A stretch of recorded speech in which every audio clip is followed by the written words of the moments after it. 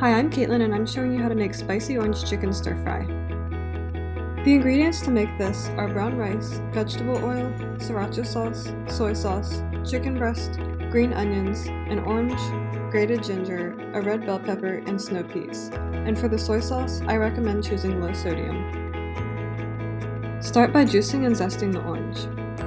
Add the juice and zest, ginger, soy sauce, and sriracha to a small saucepan and simmer over low heat until it's thick. Cut the chicken breast into bite-sized pieces and cook in a large pan with oil. Once it's cooked all the way through, remove the chicken from the pan and set aside. Cook the bell pepper and pea pods in the pan for about 5 minutes.